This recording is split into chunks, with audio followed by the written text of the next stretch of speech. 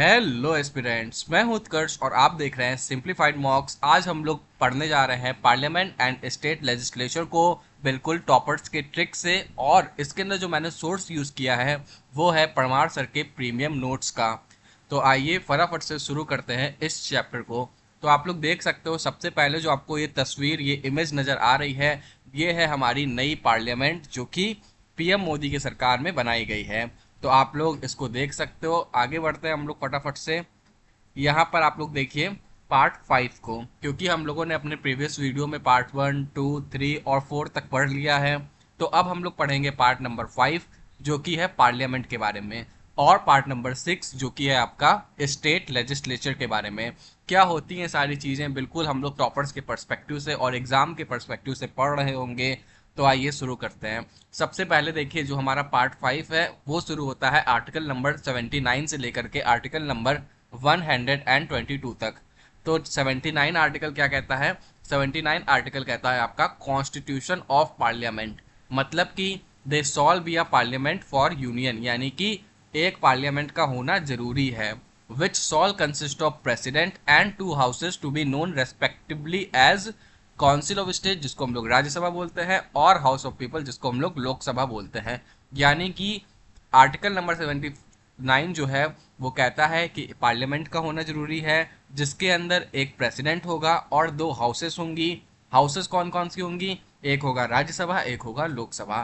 क्या होते हैं ये हाउसेस, क्या चीज़ें हैं, सारी चीज़ें हम आपको धीरे धीरे करके बताएंगे। तो बिल्कुल भी आपको चिंता नहीं करनी है, आपको सारी चीज़ें बताई जाएंगी। अब देखिए, यहाँ पर सबसे पहले हम लोग की डिस्ट्रीब्यूशन देख लेते हैं कि कैसे डिस्ट्रीब्यूशन किया गया है। तो आप इस पिरामिड के माध्यम से देख सकते हो कि जो सबसे टॉप पर होता है वो होता है प्रेसिडेंट। इसी को हम लोग क्या बोलते हैं? हेड ऑफ द स्टेट भी बोलते हैं, हेड ऑफ द यूनियन बोलते हैं। ये पूरा पार्लियामेंट होता है, क्योंकि parliament consist of president and 2 houses. जो 2 हाउसेस है वो है आपका राज्यसभा और लोकसभा। लोकसभा नीचे होता है, यानी ये लेस इफेक्टिव होता है। राज्यसभा जो है वो ऊपर होता है, क्योंकि ये ज़्यादा इफेक्टिव होता है। इसीलिए इसको हम लोग लोअर हाउस और इसको हम लोग अपर हाउस भी बोलते हैं। एक एक करके हम लोग अच्छी तरीके से देखेंगे, तो आपको बिल्कुल भी चिंता नहीं करनी है। The president is integral part as no bill can become a law without his consent और एसेंट। यानी कि जो प्रेसिडेंट है वो सबसे बड़ा पार्ट है, सबसे इंटीग्रल पार्ट है, क्योंकि कोई भी बिल अगर उसको आपको लॉ बनाना है तो फिर आपको प्रेसिडेंट की हस्ताक्षर की, प्रेसिडेंट के कंसेंट की, प्रेसिडेंट के एसेंट की जरूरत पड़ेगी। बिना उसके सिग्नेचर के वो लॉ नहीं बन पाएगा। ठीक है, अभी क्या होगा आगे सारी चीज़ें हम लोग देखेंगे।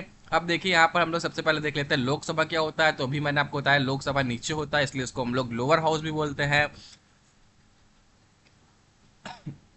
फर्स्ट चैम्बर इसे बोला जाता है, हाउस ऑफ द पीपल बोला जाता है, क्योंकि यहाँ पर डायरेक्टली इलेक्टेड बाई पीपल वाले लोग बैठते हैं। यानी कि जिनको आप वोट करते हो वो लोग लोकसभा में जाते हैं। ठीक है, इसीलिए इनको हम लोग क्या बोलते हैं? हाउस ऑफ द पीपल बोलते हैं, क्योंकि ये पीपल, लोगों से द्वारा चुने गए लोग होते हैं यहाँ पर। ठीक है, यहाँ पर जो मिनिमम एज होती है वो होती है आपकी 25 ईयर्स, यानी कि कोई भी यहाँ पर मेंबर तभी बन सकता है जब वो 25 साल या उससे ज़्यादा साल का हो। राज्यसभा को हम लोग अपर हाउस भी बोलते हैं, क्योंकि इसके ऊपर होता है। उसको हम लोग फर्स्ट चैम्बर बोलते थे, इसको हम लोग सेकंड चैम्बर बोलते हैं। यहाँ पर जो रिप्रेजेंटेटिव ऑफ स्टेट होते हैं वो आते हैं। ठीक है, इसलिए इसे काउंसिल ऑफ स्टेट्स भी बोला जाता है। यहाँ पर जो मिनिमम एज होनी चाहिए मेंबर बनने की वो है आपका 30 साल। इसको हम लोग हाउस ऑफ एल्डर्स भी बोलते हैं, क्योंकि वहाँ पर 25 साल थी और यहाँ पर 30 साल है। तो आई होप आपको दोनों के बीच में इतना जितना बताया गया है उतना डिफरेंस समझ में आया होगा। अब यहाँ पर हम लोग देख लेते हैं कुछ हिस्ट्री की, जैसे कि फर्स्ट सिटिंग कब हुई थी लोकसभा की। तो वो 13 मई 1952 को। ठीक है, कॉन्स्टिट्यूटेड ऑन यानी बना कब था? तो वो बना था आपका 17 अप्रैल 1952 को। और फिर 13 मई 1952 को आपका क्या हुआ? पहले इसकी सीटिंग हुई। राज्यसभा की 13 मई 1952 को इसकी भी हुई, यानी दोनों ही आपको आराम से याद हो जाएगा। ठीक है, इन 1954 द हिंदी नेम लोक एंड राज्यसभा वर अडॉप्टेड, यानी कि जब ये बना था तब ये नेम अडॉप्टेड नहीं थे, ये 1954 में अडॉप्ट किए गए। ये एग्जाम में क्या पूछा जाता है? तो आंसर है नहीं। ठीक है, तो आपको बस ये बताने के लिए, हाँ ये जरूर पूछा जा सकता है कि कब इसे कॉन्स्टिट्यूट किया गया था या कब ये फर्स्ट सिटिंग हुई थी इसकी। बेसिकली फर्स्ट सिटिंग पूछा जा सकता है, लेकिन कब इसका नाम हिंदी में अडॉप्ट किया गया ये सब नहीं पूछा जाएगा। Parliamentary form of government borrowed from UK. ठीक है, यानी जो पार्लियामेंट फॉर्म है गवर्नमेंट की, ये कहाँ से ली गई है? ये आपका ब्रिटेन से ली गई है। यूके से ली गई है। ठीक है, यानी कि ये क्या है आपका वेस्टमिनिस्टर मॉडल है। आर्टिकल नंबर हम लोगों ने अभी 79 देखा, अब हम लोग 80 देख लेते हैं। तो 80 के अंदर राज्यसभा की बात करता है, यानी कि composition of council of states, जिसको हम लोग राज्यसभा भी बोलते हैं। It is a federal feature representation of states, क्योंकि होता है, इसीलिए क्या है ये आपका फेडरल फ्यूचर है। फेडरल मतलब ये होता है आपका कि जब पावर को डिवाइड कर दिया जाता है, जैसे हम लोग में यूनियन में अदर गवर्नमेंट है, स्टेट लेवल के लिए अदर गवर्नमेंट है और लोकल अलग गवर्नमेंट है, तो यहाँ पर पावर का डिस्ट्रीब्यूशन हुआ है, तो इसीलिए ये क्या है, एक फेडरल फीचर है। इसी तरीके से जो राज्यसभा वाला सिस्टम है वो भी आपका क्या है, एक फेडरल फीचर है, क्योंकि यहाँ पर रिप्रेजेंटेशन होता है स्टेट्स का। मैक्सिमम नंबर ऑफ जो इसके मेंबर हो सकते हैं वो हो सकते हैं 250, जिसमें से 238 जो है वो इलेक्टेड बाय पीपल होंगे, वोटिंग इन आरएस जो भी होती है राज्यसभा में, और 12 जो होते हैं वो nominated by president in the field of literature, science, arts या फिर सोशल साइंस। यानी कि जो 238 मेंबर्स होंगे वो तो इलेक्टेड बाय पीपल होंगे, और जो 12 होंगे वो आपके नॉमिनेट करेगा प्रेसिडेंट के द्वारा, जो कि अलग अलग फील्ड से लिए जाते हैं। इनमें सबसे चर्चित नाम जो है वो आपका सचिन तेंदुलकर का भी रहा है, जो कि वो भी इसके मेंबर रहे हैं। ठीक है, तो वो प्रेसिडेंट के द्वारा नॉमिनेटेड मेंबर थे। एट प्रेजेंट 245 मेंबर्स ही हैं यहाँ पर, यानी कि 250 हो सकते हैं, लेकिन है कितने, 245 हैं।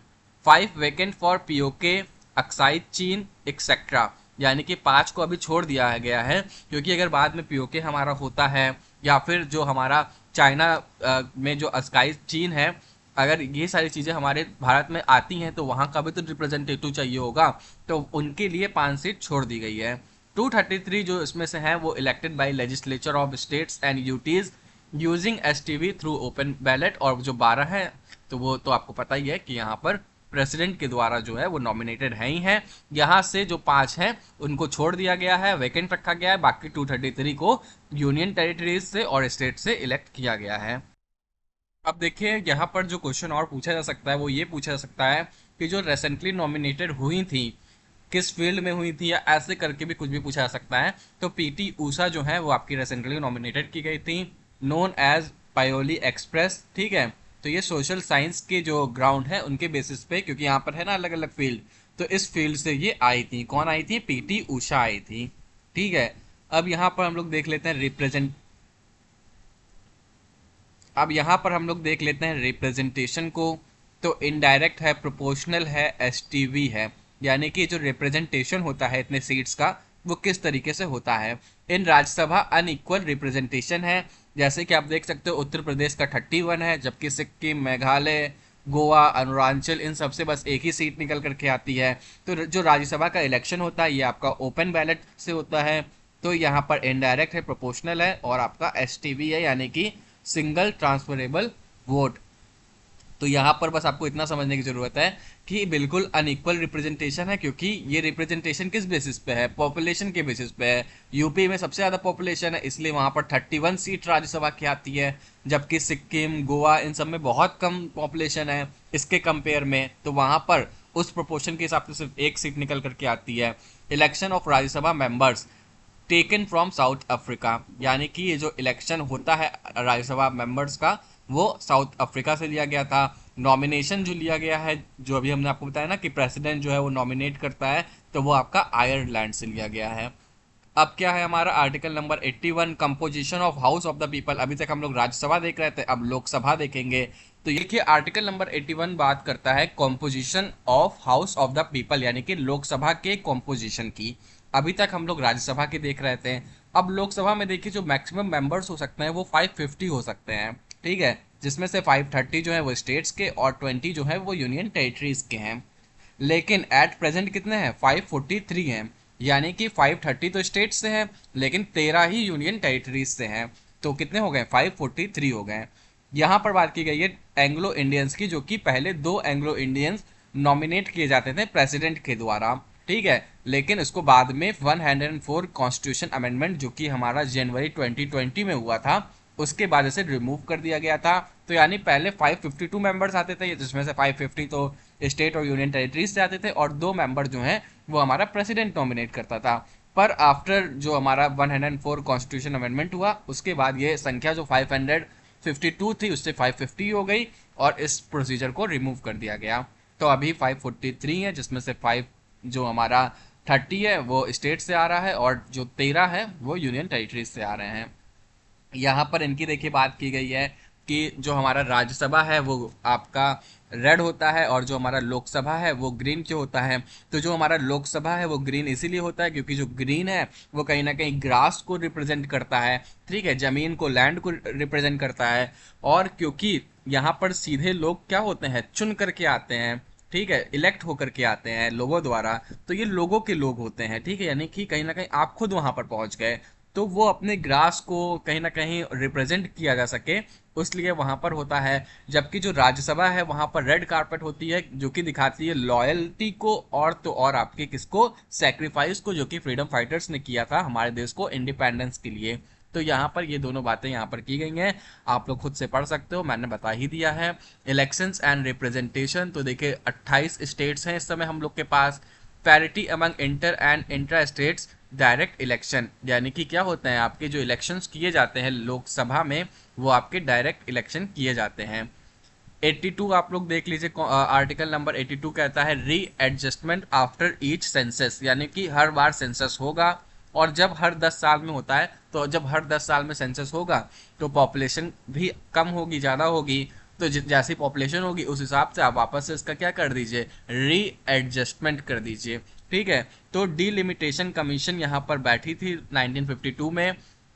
इसके अंदर बात की गई थी division of constituencies on the basis of population, जैसा कि अभी भी होता आ रहा है, जिसमें ज़्यादा पॉपुलेशन होगी वहाँ पे ज़्यादा मेंबर्स आएंगे, जहाँ पे कम पॉपुलेशन होगी वहाँ से कम मेंबर्स आएंगे, ठीक है। आफ्टर ईच सेंसस, कब कब होता है सभी को पता है, हर 10 साल में सेंसस किया जाता है।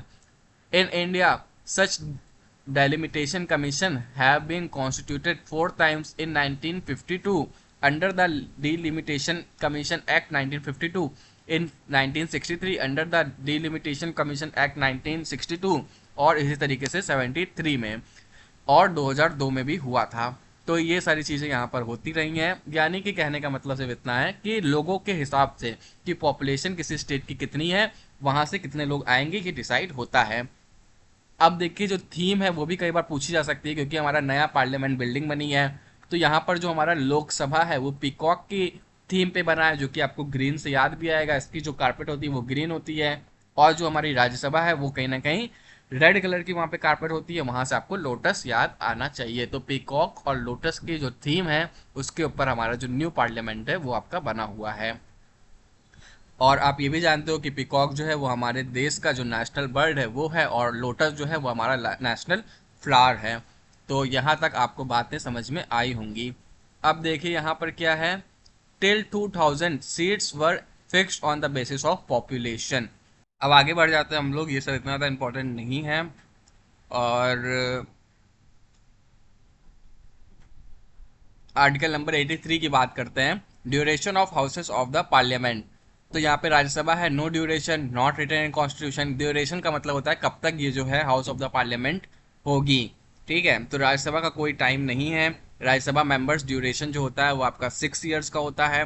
1/3 member retire after every 2 years, यानी हर 2 साल में 1/3 ऑफ जो मेंबर्स होंगे वो रिटायर हो जाएंगे और नए 1/3 मेंबर्स जुड़ जाएंगे। तो इस तरीके से ये हर 2-2 साल में मेंबर्स निकलते रहते हैं और आते रहते हैं। तो कोई भी ड्यूरेशन नहीं होता है कि इतने में ये पूरे पूरे लोग चले जाएंगे और पूरे पूरे नए लोग आएंगे, तो ऐसा नहीं है, हमेशा यहाँ पर मेंबर्स बने रहते हैं। क्यों? क्योंकि हर 2-2 साल में 1/3 ऑफ जो मेंबर होंगे वो निकल जाएंगे और नए मेंबर्स आ जाएंगे, तो कभी भी डिसोल्यूशन नहीं हो पाता है।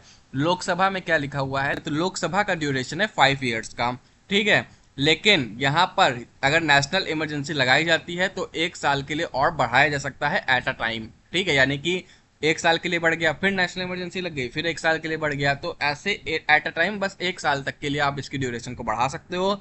और जब भी आपकी नेशनल इमरजेंसी हटेगी उसके विद इन 6 मंथ आपको फ्रेश इलेक्शंस करके नए लोकसभा मेंबर्स को लाना पड़ेगा।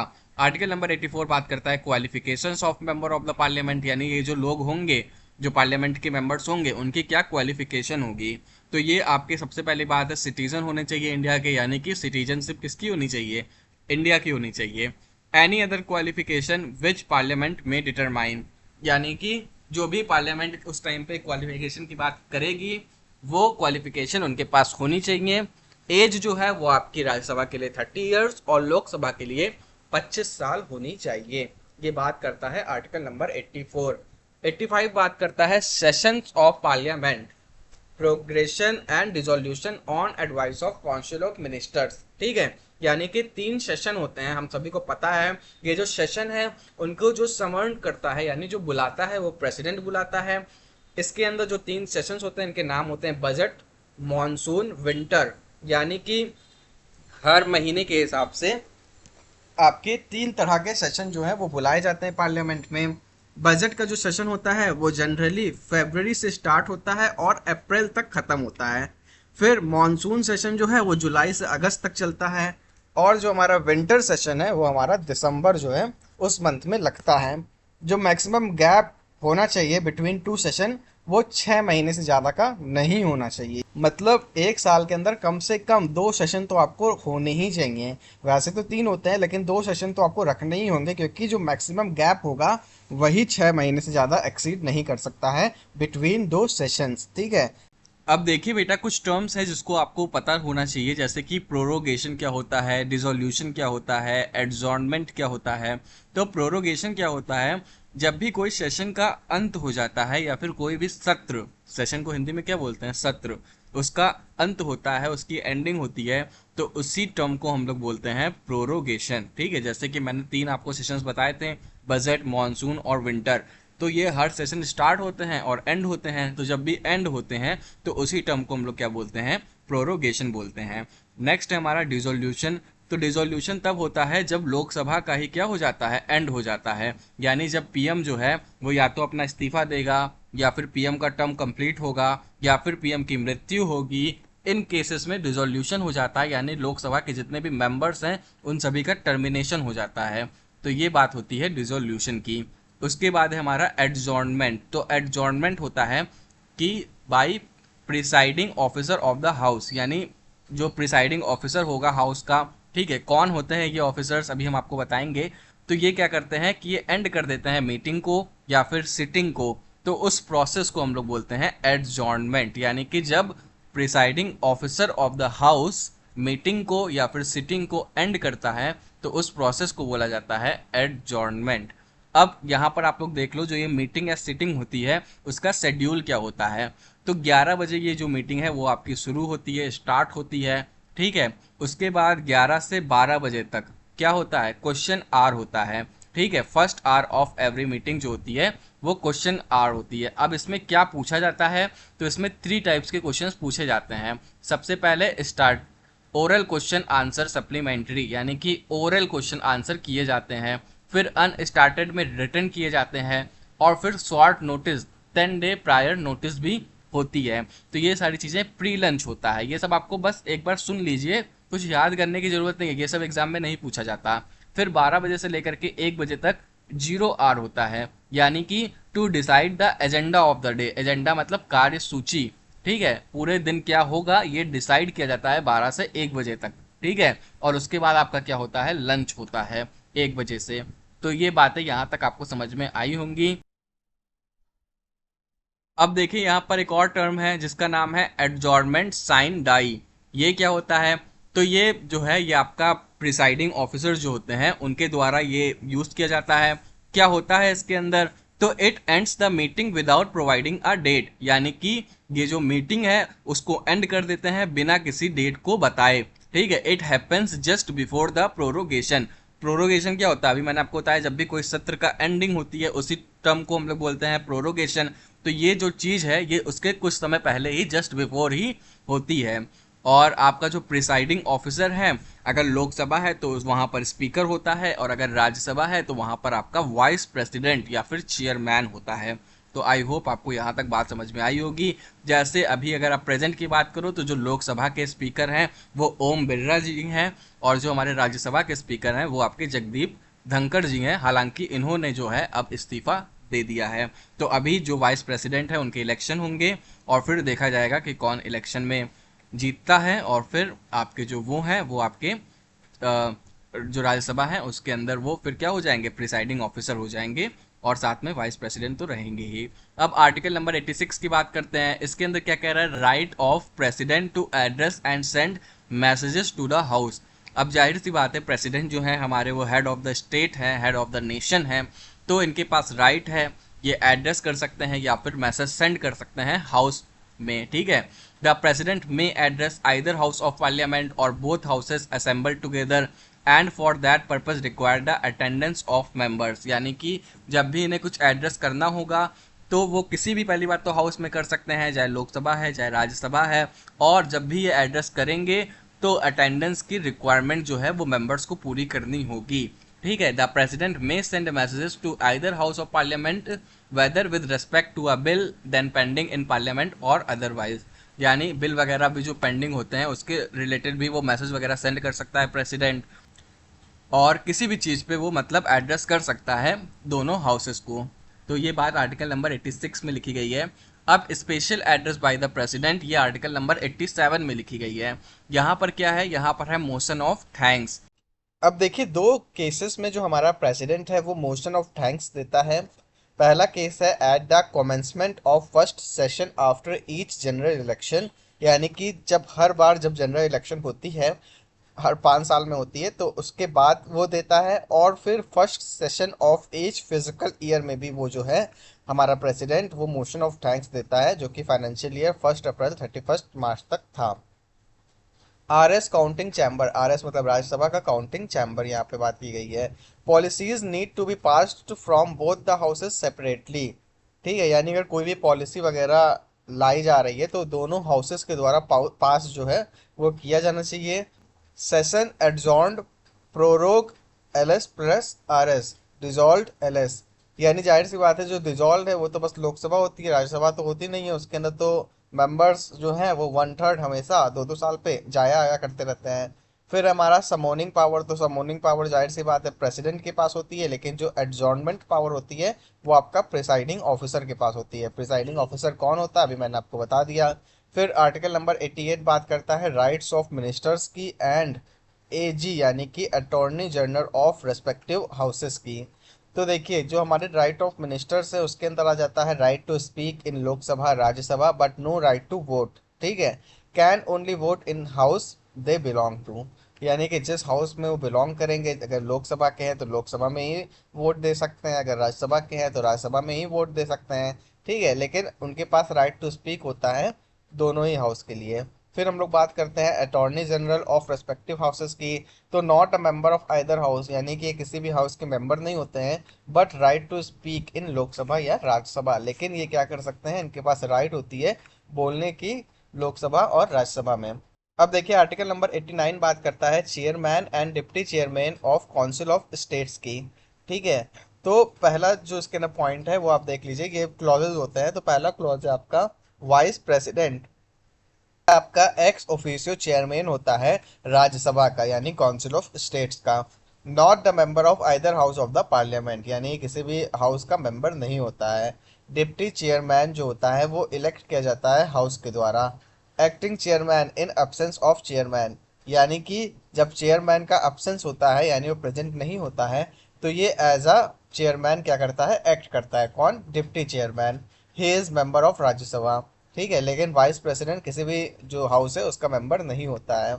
अब आर्टिकल नंबर 90 बात करता है vacation and resignation and removal from the office of DC, ठीक है। तो if he is not a member of Rajya Sabha, क्योंकि अभी मैंने आपको बताया कि जो डीसी होता है यानी डिप्टी चेयरमैन होता है वो मेंबर होता है राज्यसभा का।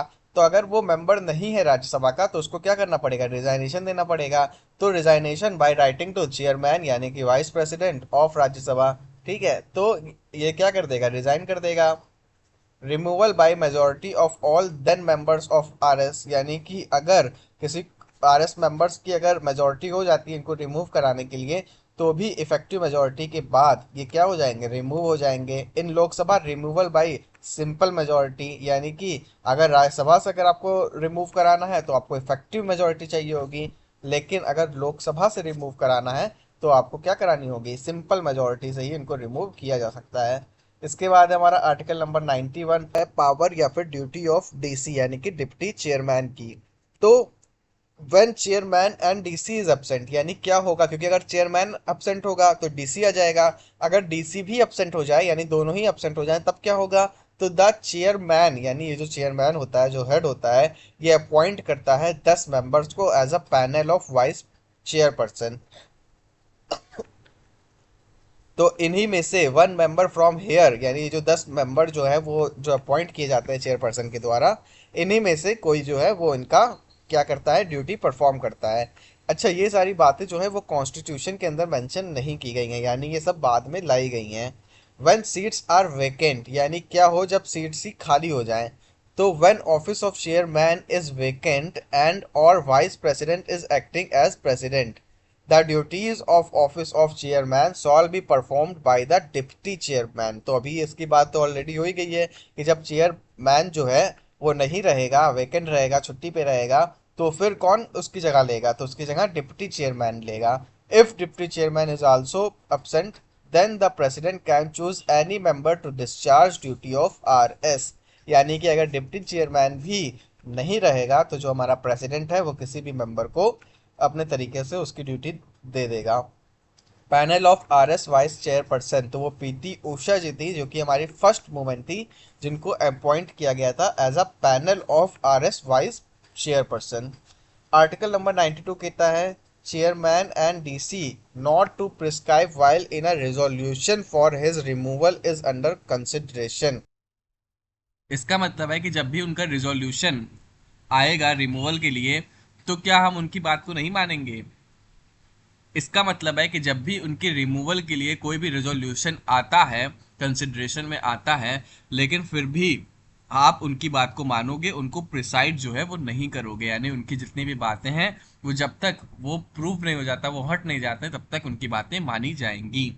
सेकंड क्लॉज कहता है राइट टू वोट, यानी कि इनके पास क्या होता है, राइट होता है वोट करने के लिए।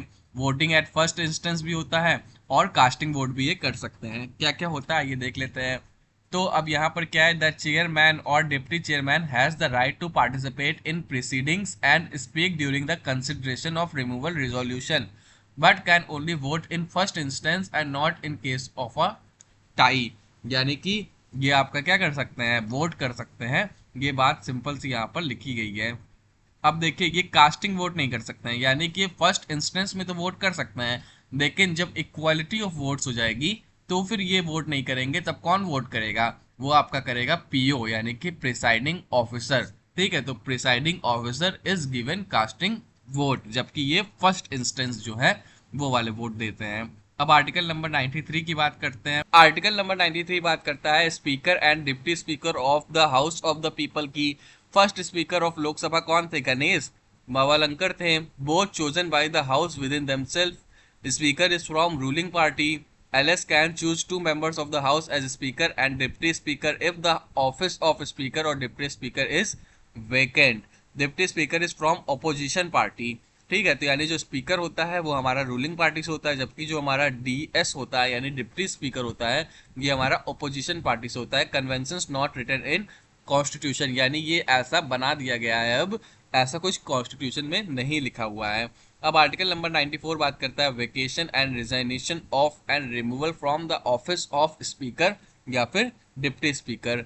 तो इसकी कुछ प्रोविजंस हैं। Not a member of house shall vacate if ceases to be a member, यानी कि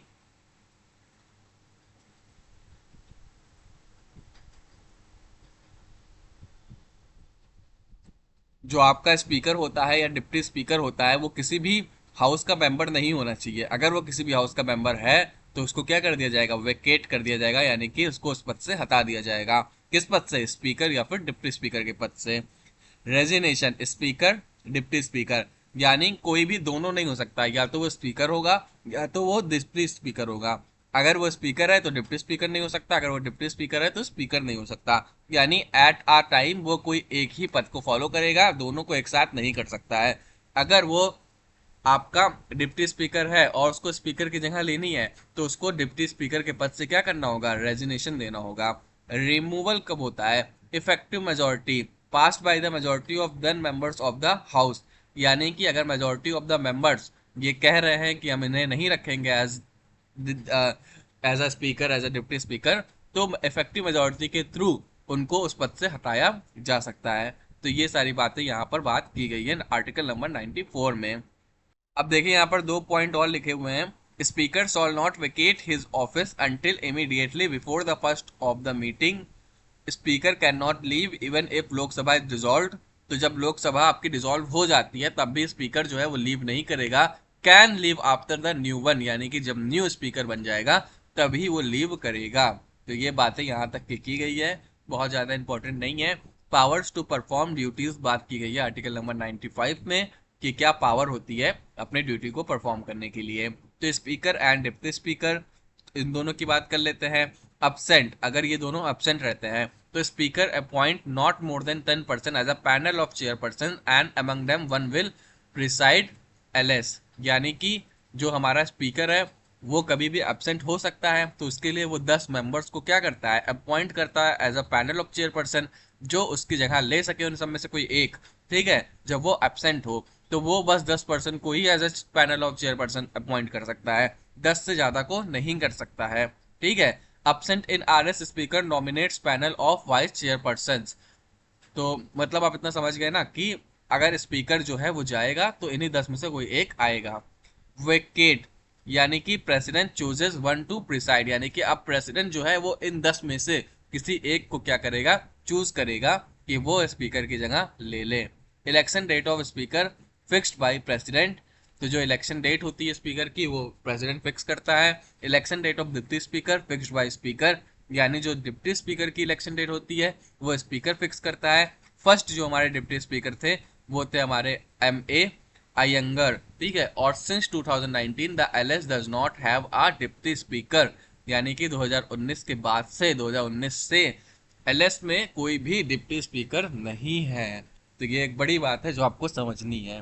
ठीक है, अब देखिए आर्टिकल नंबर 96 कहता है speaker and deputy speaker not to preside while in a resolution for his removal, यानी कि अगर स्पीकर या फिर डिप्टी स्पीकर के रिमूवल का रिजोल्यूशन चल रहा है तो वो अपने पद की अध्यक्षता नहीं कर सकते हैं, यानी उनके पद की जो भी कार्यशैली है वो उसे परफॉर्म नहीं करेंगे जब उनका रिमूवल का क्या चल रहा हो, रिजोल्यूशन चल रहा हो। ठीक है, तो इतनी सी बात यहाँ पर की गई है। कोई अदर मेंबर जो है जो भी अपॉइंट किया जाएगा वो उनकी जगह पर उस कार्य को करेगा।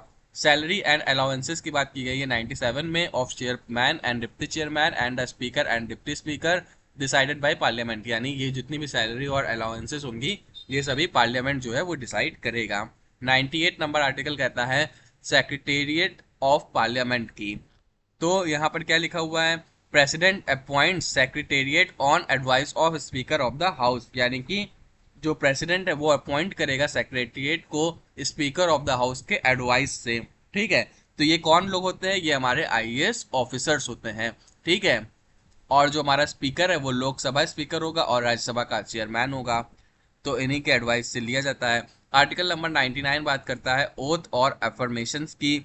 बाय द प्रेसिडेंट और some person appointed on behalf of the president, यानी कि इनको ओथ दिलाने का काम कौन करता है, तो या तो प्रेसिडेंट ओथ दिलाएगा या तो प्रेसिडेंट के द्वारा जो लोग अपॉइंट किए जाएंगे वो इनको क्या दिलाएंगे, ओथ दिलाएंगे, शपथ दिलाएंगे। Appoints pro tem speaker temporary speaker. ठीक है, तो यानी कि जो प्रेसिडेंट है या तो वो खुद ओथ दिलाएगा या तो वो प्रोटेम स्पीकर को अपॉइंट करता है जिसको हम लोग टेम्परेरी स्पीकर भी बोलते हैं। He is the senior most. ठीक है, provides oath to newly appointed members, यानी जो नए लोग आए हुए हैं उनको ओथ दिलाने का काम करता है ये हमारा प्रोटेम स्पीकर, जो कि सीनियर मोस्ट होता है। इसको हम लोग टेम्परेरी स्पीकर भी बोलते हैं। तो आज के लिए बस इतना ही। होप आपको हमारी वीडियो अच्छी लग रही होगी। अगर अच्छी लग रही है तो प्लीज़ चैनल को सब्सक्राइब जरूर करिएगा। हमारे नेक्स्ट वीडियो में हम लोग पार्लियामेंट का सेकेंड पार्ट को पढ़ेंगे। तो बहुत बहुत धन्यवाद आपका। जय हिंद, जय भारत।